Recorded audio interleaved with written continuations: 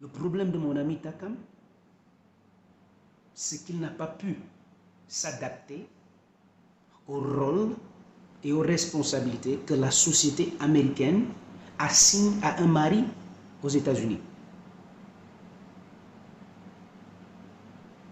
Et c'était une bataille quotidienne. Il en a souffert.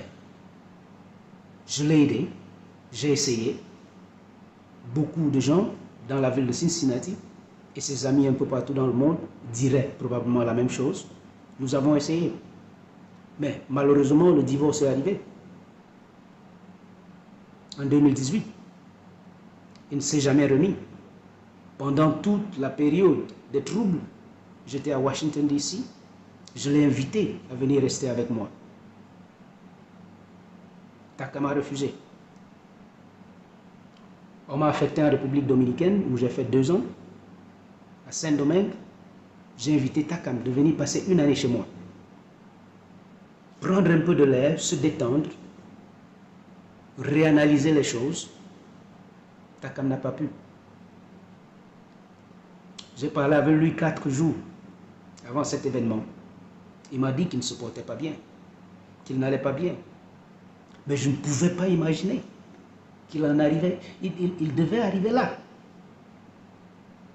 Soupçonnés d'avoir abusé et confisqué des biens matériels issus de leur mariage.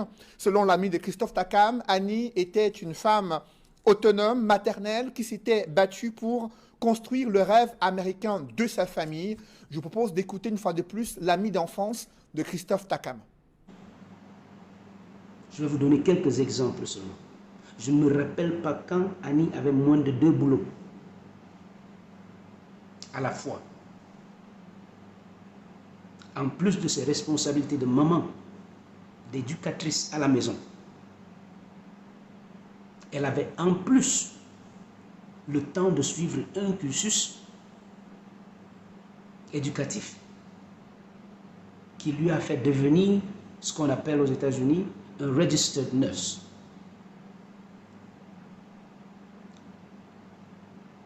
Donc, je vais vous dire ceci à tous ceux qui sont en train d'écrire des futilités en ligne, que Nadège n'était pas une tontine. Elle était une travailleuse. Elle avait des ambitions.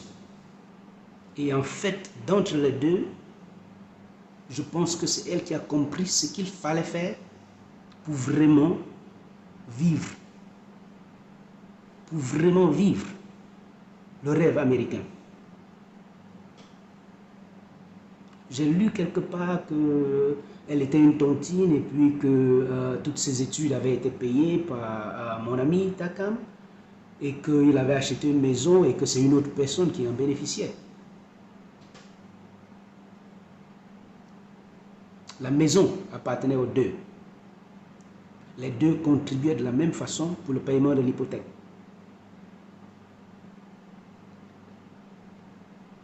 La dame, elle payait ses études elle-même. J'ai des preuves. Okay? Donc, qu'on laisse ces histoires farfelues, sans base, de côté et qu'on parle de ces individus. Je voudrais vous implorer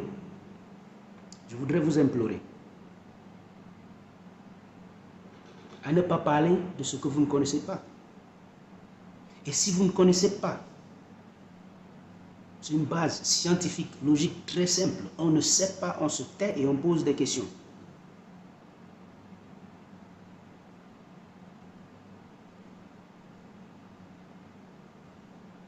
On se tait et on pose des questions.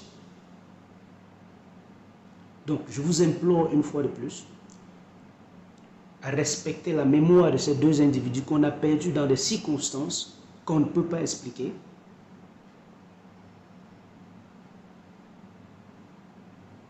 Parce qu'on n'a pas l'espace pour le faire maintenant. Je voudrais qu'on prenne cette opportunité pour discuter en tant que communauté africaine.